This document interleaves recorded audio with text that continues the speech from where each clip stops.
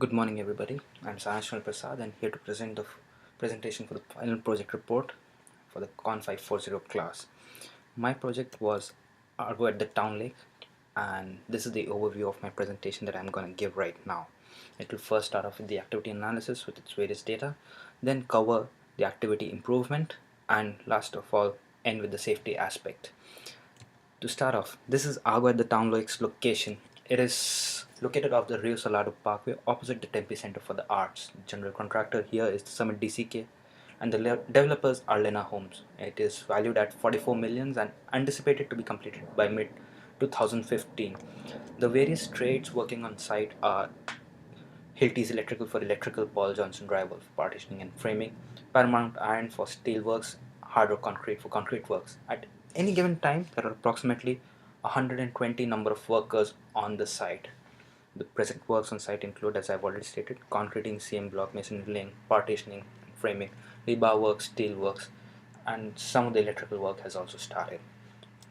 So, moving on to the activity analysis part. I conducted site visits for 3 weeks on different days and at different times.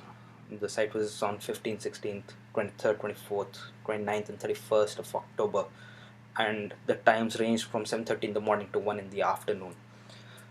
The whole site was covered every time, and my route approximately started from the entrance, covering the ground floor, and then moving on to the upper floors. The time it took to cover was mostly 1 hour. Snap rule was utilized as was suggested in class. We just had a look and then went on and then noted the readings so that the workers would not be affected by our presence.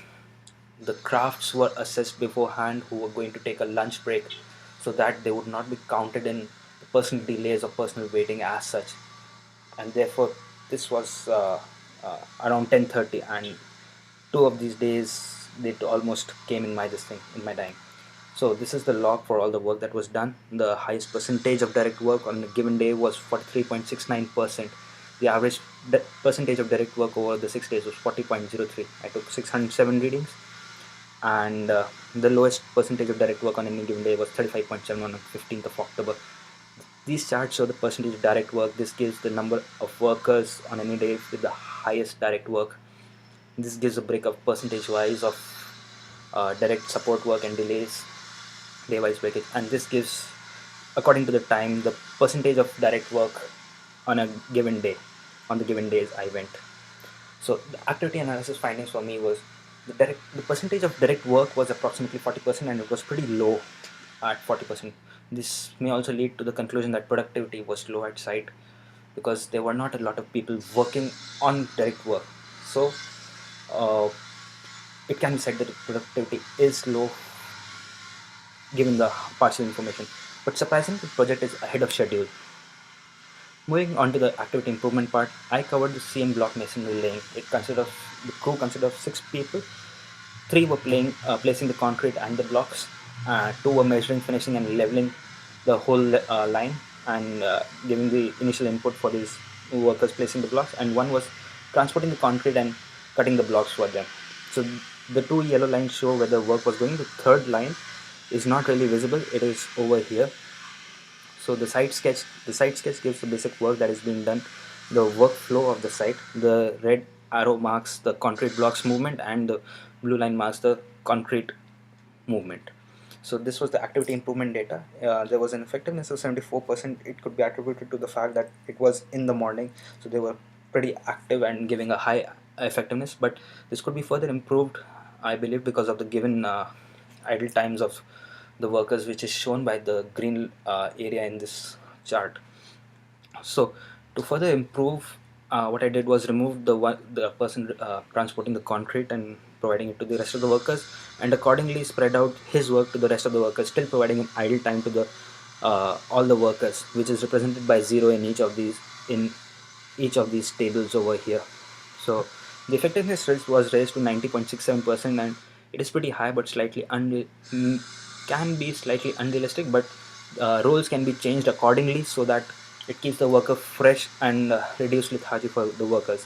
The idle times allows them for the workers to rest.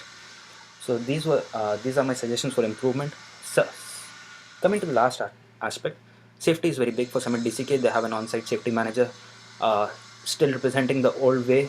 As Mr. Rogers had said that now they're going making construction managers do the work of the safety manager as well, but they have a dedicated on-site safety manager.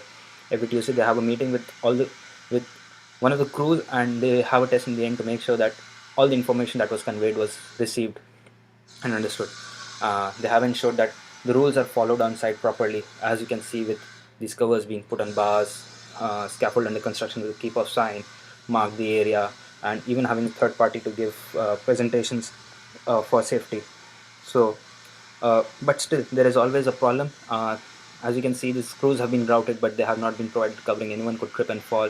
This worker over here has 1 foot on the ladder and 1 foot on the partition and is operating a power tool. He could fall and cause injury to himself.